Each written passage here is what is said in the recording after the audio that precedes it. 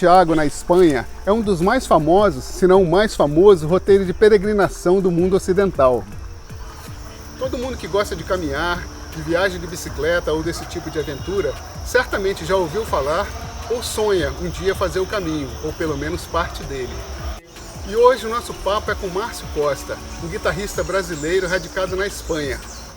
Amante de história e ciclista por diversão, Márcio já teve o privilégio de percorrer o caminho, ou os caminhos, não apenas uma ou duas vezes, mas 7 vezes. Márcio, obrigado por aceitar esse convite para a gente bater esse papo. É um prazer ter você aqui com a gente de novo. Igualmente. Você está morando na Espanha? Sim. Quanto tempo em Segóvia. Quanto tempo você está na Espanha, Márcio? Agora uns 4 anos que eu estou lá. Mas eu já tenho um contato com a Espanha desde 2006 que eu conheço. Você não foi para pedalar, né? Primeira vez fui como turista, aquela coisa de ficar uma semana em cada... Bom, sempre na vida toda era como turista, mas eu falo assim, aquela coisa de uma semana em cada país, rapidinho, uma viagem de um mês e tudo. E gostei muito da Espanha, voltei a segunda vez para ficar 6 meses. Depois voltou definitivo. Aí depois, toda vez que eu viajo, eu sempre entrava pela Espanha ou Portugal, né? Que ali eu tive amigos e tudo. Fui criando um vínculo com o país, principalmente com a cidade de Segóvia e Madrid. E ali eu deixava as coisas, mesmo quando eu ia viajar para outros lugares, como no Oriente Médio ou para a Índia, eu saía sempre da Espanha. Ali eu deixava minhas coisas e levava só o essencial para poder fazer uma viagem mais longa. O que você faz na Espanha? Sou músico, sou guitarrista. Guitarrista. E vive da música? Sim. Legal. E essa história com o Caminho de Santiago, qual foi a primeira vez que você foi lá? Por que te levou? Como é que foi essa? É que o Caminho de Santiago já é famoso, assim, né? A gente não sabe nem sei como veio a primeira vez. Eu sempre escutava essa coisa de Caminho de Santiago. E como eu disse, foi na segunda vez que eu fui para ficar 6 meses. É que aí, claro que eu queria fazer o Caminho de Santiago. Eu já gosto de pedalar, né? Sempre tive essa coisa com bicicleta também. Então eu aproveitei e fiz o caminho em 2007, a primeira vez. E a primeira vez que você fez o caminho, você saiu de onde? A primeira vez foi de Pamplona. Inclusive foi interessante que os caras até falam que deve ter sido o único bicigrino, né? Que chama quando eu fiz de bicicleta sempre, né? Eu fui tocar com um grupo em um lugar que chamava Serracim. Aí eu já levei a bicicleta na van, de lá o grupo voltou e eu já comecei o caminho por ali. Mas não era caminho ainda, né? Depois eu fui até Sória e peguei um ônibus para Pamplona. E Pamplona já é caminho de Santiago. Sim. Aí eu saí de Pamplona, fui até Santiago. Depois de Santiago, quando eu termino o caminho, ainda tem 2 lugares que eles são... mais ou menos dentro do roteiro. Né? Que chama, porque aí você vai até a costa, né? Que um se chama Muxia e o outro chama Fisterra, ou Finisterra, que era fim da terra, né? Na época dos romanos e da Idade Média. Era o fim do mundo, literalmente, para eles, né? Pensavam que ali, tem até uma frase, onde os romanos pensavam que o sol era engolido pelo mar, umas coisas assim. E de Pamplona até Santiago, que distância? Bom, deve ser aí uns 800 quilômetros em média, mas eu pedalei no total 1.500, porque grande parte era que foi a primeira vez que eu fiz, eu também não conhecia tanto a Espanha, então aquele negócio de ver os castelos, os palácios, aqueles pueblos ali meio abandonados assim. Então entrava e depois eu fui Fisterra, eu não queria que acabasse, aí eu fui até Fisterra, fui Muxia, Fisterra, aí depois eu peguei um ônibus para Salamanca. E de Salamanca pedalei mais 60 quilômetros até Segóvia, que eu estava em Segóvia já. De bicicleta, no total, o marcador lá deu 1.500 quilômetros. E de Santiago até Muxia? Muxia. A que distância aqui? Eu acho que está aí na média de uns 60 ou 80 quilômetros, uma coisa assim. E Fisterra é igual, é porque você sai de Santiago e depois bifurca. E depois você pode fazer de um para o outro também, se quiser. Certo. E como é que foi essa primeira aventura lá? Como é que essa descoberta desses lugares? A primeira que foi fascinante, eu fiquei impressionado, assim, hoje em dia eu já estou... Até hoje eu sigo fazendo, né, fiz várias vezes depois, assim, vários caminhos distintos. E a primeira vez essa coisa aqui do Brasil, né, que o Brasil é um país muito novo e tudo, então você vai para lá. Eu gosto muito de história, eu gosto de história da arte e tudo.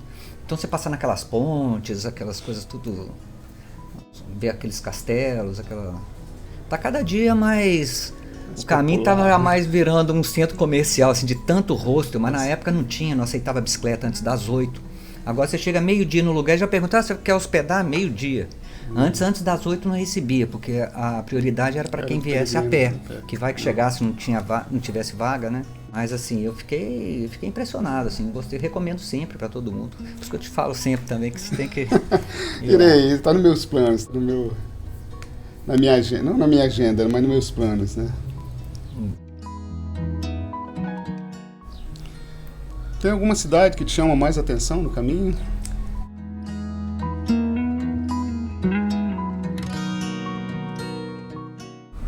São muitas, né? Assim, tem parte do caminho também que o caminho não é todo assim também. Às vezes você tem que passar. Depende do caminho também. São vários caminhos, né? O principal caminho é o caminho francês, que é esse de Pamplona e tudo. Que sai do sul da França mesmo? Bom, ano passado eu fiz esse caminho de novo. Eu saí de Saint-Pierre-des-Ports, que você tem o Pirineus, primeira cidade da França, Saint-Pierre-des-Ports. A primeira cidade da Espanha chama Roncesvalles. E depois de Roncesvalles já vai chegando ali pro lado de Pamplona. Que a primeira vez que eu fui não tinha ônibus para você. Tinha ônibus porque Pamplona é uma cidade maior. Não tinha um ônibus para ir a Roncesvalles, que é um lugar pequeno, que tem um mosteiro interessante e tudo. Aí eu ia ter que esperar o outro dia. Tinha o ônibus, mas saía no outro dia, só saía à tarde. Eu ia perder uns 2 dias ali para ir. E já sabia que tinha muita coisa pela frente. Mas ano passado foi legal. Eu saí de lá, cruzei os Pirineus e fui até Santiago. E eu acho que eu fui até Fisterra também ano passado, sim. E cada viagem dessa é uma viagem diferente, embora o destino seja o mesmo, né, que é Santiago. Creio que seja uma experiência diferente. A coisa hoje em dia vai ficando um pouco diferente, porque quando eu fiz a primeira vez, essas viagens que eu fazia também para outros países e tudo, não tinha smartphone, tinha internet, mas você entrava ali e também não tinha tanto youtuber para contar, tanto canal, né, especializado ali e tudo. Então você tinha meio que buscar a vida ali, ficar vendo, imprimia mapa, não tinha ideia como era da primeira vez, né? Agora é muito mais fácil, porque você entra ali, você vai ter informação, vai ter um montão de gente falando, mas na época você tinha, mas era tudo, você tinha que ficar lendo ali, aquela coisa, você não sabia exatamente o que ia acontecer. Eu acredito que ainda não perdeu o encanto, né? Mesmo com toda essa informação. Eu faço todo ano, eu pretendo continuar fazendo, mas agora também um pouco que já tem muita gente nos 200 últimos quilômetros. No final tem um diploma que chama Composteliana, né? Então se você fizer 200 quilômetros, parece, aí você já tem direito a Composteliana. Então tem um monte de gente que vai para fazer os últimos 200. Aí já começa. Ó, eu botei até... Não é para desanimar quem vai, não, porque é bonito e tudo, mas tive que botar até uma buzina na bicicleta, porque você tá no caminho lá, aí você vê, porque passa do lugar, tem excursão de colégio, tem gente com o cachorro, quanto mais perto vai ficando, tem gente com a mochila que parece que tirou da prateleira da Decathlon um dia antes, com as conchinhas limpinhas, no final já é meio assim. Eu não deixo de fazer por causa disso, não, eu pretendo fazer sempre. Primeiro pelo desafio de pedalar, sair e falar assim, vou pedalar 1000 quilômetros. Isso é legal, né? Preparativo ali e tudo.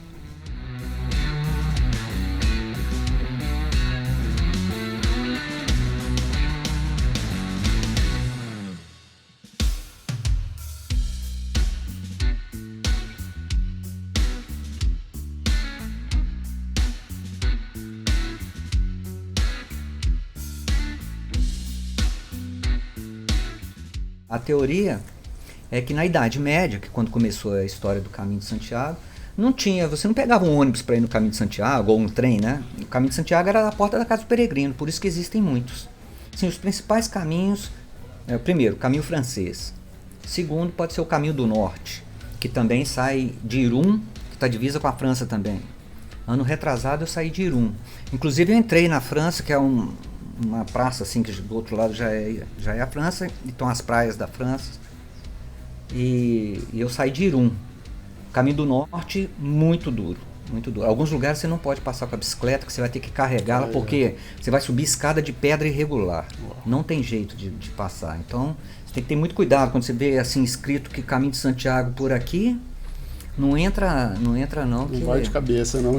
Tem que saber primeiro, porque mesmo assim você ainda vai ter que passar apertado lá alguns lugares lá, porque se você começar a sair de todos também, você acaba não indo só asfalto. Fazendo o caminho. É. Mas é legal, depois vai ficando melhor. Isso mais no princípio mesmo, passando ali perto de São Sebastião, né, no País Basco ali. E é legal. Outro caminho é o caminho de Madrid. Esse caminho é vazio. Você chega nos albergues, você fica sozinho no albergue, por exemplo. Eu já fiz esse também. Essa parte mesmo de Castilha e León eu já fiz 3 vezes. 2 eu cheguei a Santiago e outra eu não tinha dias livres para chegar e eu fui até León. E outro caminho é o caminho de Sevilha, que na verdade é um caminho dos romanos, né, que iam até Gijón, que está no norte, que também é um caminho de Santiago. E outro que eu fiz incompleto também foi em Portugal, que eu queria sair de Lisboa e tudo, muito duro depois também. E aí, saindo de Portugal... né? Mas eu acho que o caminho mesmo de Santiago em Portugal ele começa em Fátima. E eu fiz foi Lisboa a Fátima. Chegou em Fátima, eu vi que não tinha informação. Hoje em dia está muito melhor, porque tem até página no Facebook sobre o caminho de... Eu demorei uns 3 dias para descobrir para que lado sair de Lisboa para poder fazer o caminho. Ninguém nem sabia dizer. Então, eu ia fazer uma viagem de 6 meses para outros lugares e tudo. Aí eu vi que eu ia gastar muito tempo ali. Eu resolvi ir só até Fátima e depois eu até fiz o caminho da Espanha mesmo. E você estava me falando, antes da gente começar a gravar, sobre a dificuldade com o calor e com o frio também. Me conta sobre isso. Mas, por exemplo, não é recomendável você fazer no frio, assim, né? Que você vai... Todo mundo faz ali, né? O melhor é você fazer primavera, outono, uma coisa assim. No verão, na Espanha, eu lembro a primeira vez que eu fui para a Espanha, o guia falava assim, Espanha são 3 meses de inverno e 3 de inferno. Não, 6 de inverno e 3 de inferno. E esse ano, por exemplo, eu estava com pressa, porque eu ia tocar em Galícia, e eles iam me buscar em Santiago, já levava os instrumentos e tudo. Então eu tinha dias contados, inclusive foi a viagem mais rápida que eu fiz assim, passei por fora dos pueblos, que é a parte mais interessante, passava por fora só pedalando. E no dia que eu saiu a notícia que ia ter uma onda de calor. Aí ainda pensei, vai ser duro, muito calor, mas você chega a perder as forças, assim, você toma água e sua boca continua pegando de calor e eu tinha que parar. Quando chegava, eu parava mais ou menos às 2 da tarde, eu levei uma rede, colocava na árvore e ficava ali 3 horas esperando. Mesmo assim, quando eu saía às 5 da tarde, o calor também é infernal. E aí eu tinha que chegar e pedalava até às 10 da noite, que é mais ou menos o horário que os albergues ainda... Alguns às 8, né? E foi muito duro, chegava a lugar que você não tinha mais força, assim. E não era força de fraqueza, é uma coisa estranha que dá... Porque depois que eu não tinha força, às vezes, de chegar no próximo pueblo, ficava ali e depois eu ainda pedalava mais 50 quilômetros, ou seja, não era uma força física que você não tinha, é que parece que tira a energia do músculo, não sei explicar. Já passou isso com frio também uma vez. Tava muito frio, eu comecei a sentir as pernas e tudo. No outro dia, para ver se era um problema físico meu, eu subi uma montanha, assim, fui lá na neve, lá no alto, assim, e... Aí eu falei assim, o problema foi o frio. Eu queria provar, saber assim, será que eu tô com pouca resistência ou será que foi o frio? Eu tive essa curiosidade. E aí eu vi que tinha sido o frio do dia anterior. Você sempre fez caminho sozinho, sempre pedalou sozinho? Sempre sozinho, eu gosto de viajar sozinho. Por quê? Sempre. Primeiro que você nunca fica sozinho, né? Assim, bom, no caminho de Santiago sim, porque de bicicleta você não vai ficar pedalando com outras pessoas, né? Mas geralmente você tem mais oportunidade de conhecer mais gente quando você está sozinho. É o contrário. Tem até um dito, né, que diz assim, sozinho, mas não solitário. Porque aí quando você está sozinho, as pessoas se aproximam mais e tudo. Se você está com alguém, aí você está sempre conversando ali, você fica mais... Não é se fechar, mas as pessoas não têm tanto acesso. Na verdade, eu gosto de pedalar sozinho também, e uma das razões é o meu tempo, né? Eu gosto de fazer no meu tempo e... Também. Enfim. Mas, por exemplo, nesse caminho de Irum, que eu fiz ano retrasado, acabou que tive algumas histórias assim engraçadas, assim, acaba que quando você vê, você tá pedalando com mais 3, 4 pessoas, assim. Eu tava fazendo o caminho, aí não tinha onde dormir e tudo, aí acabou que eu fui dormir num lugar, tinha uma brasileira. Aí beleza, no outro dia ela saiu, era a primeira vez que ela estava até na Espanha ali e tudo, a gente saiu pedalando junto.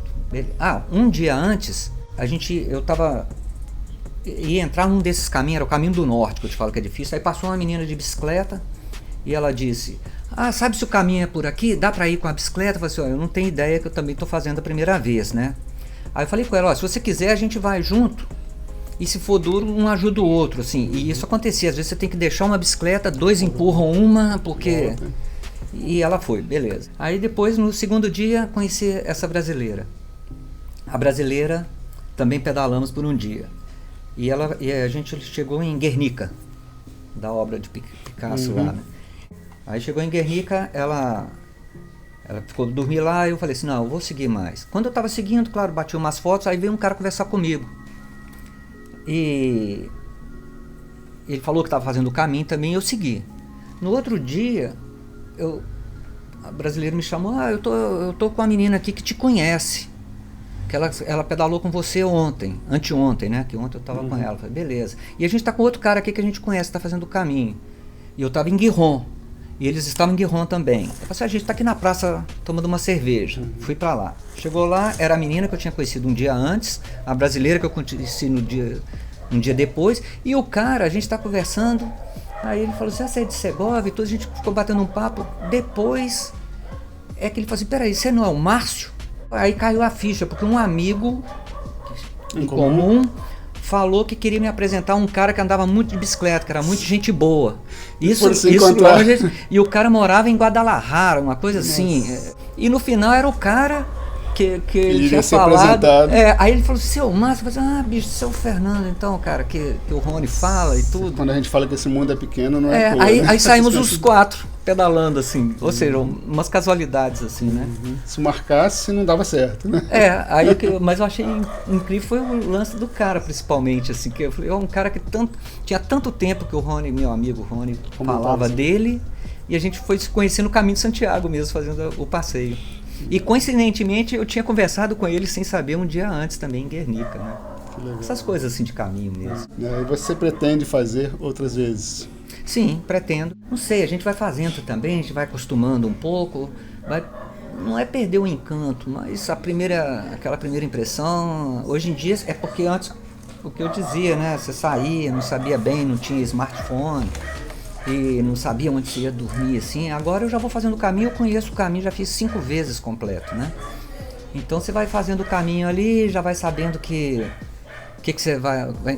Não, é curioso que às vezes você lembra dos nomes e você não sabe qual dos pueblos que tem esse nome. Aí você diz: ah, esse pueblo que chama esse, tá legal. Mas você já sabe o nome, já conhece o pueblo, mas ainda não associa. Porque são muitos. Desculpe. Tem alguns pontos famosos, assim, o caminho é famoso, mas tem alguns pontos que são famosos, assim, algumas cidades, alguns monumentos, algumas coisas que são famosas também. Por exemplo, aquela história da bica lá de vinho. Tem, já tomei vinho lá também. Mas eu acho que talvez a coisa mais emblemática é a Cruz de Hierro, a Cruz de Ferro. Sim. Porque ali é a parte considerada a parte mais alta. Eu não acho que é a parte mais difícil, tem outra subida que eu considero mais difícil. Mas ali é considerada a parte mais alta.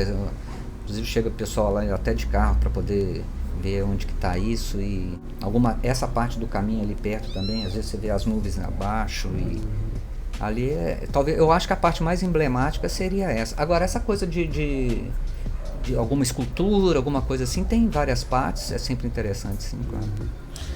E por algum momento você chegou a dizer assim: o que eu estou fazendo aqui?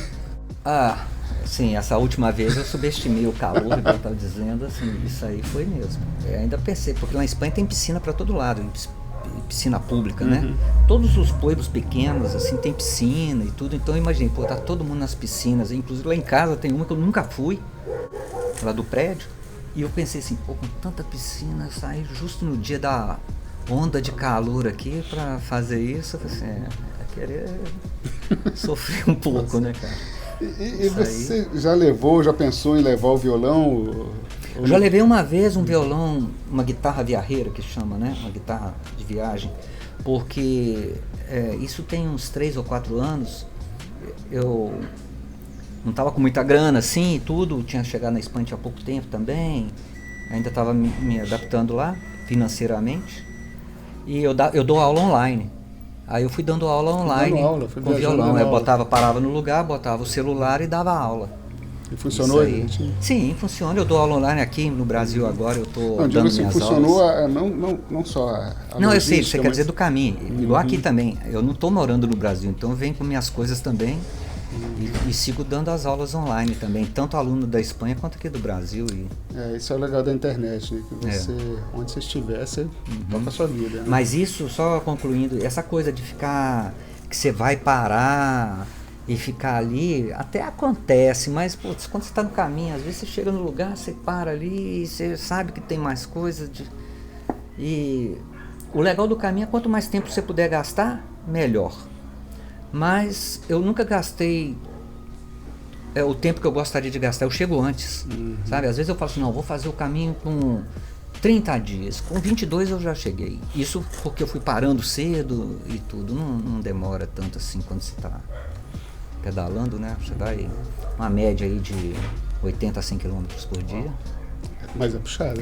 Não chega a ser 80 a 100 todos os dias, né? Um dia às vezes você pode pedalar menos, outro você passa de 100, depende de onde você vai hospedar, essas coisas assim.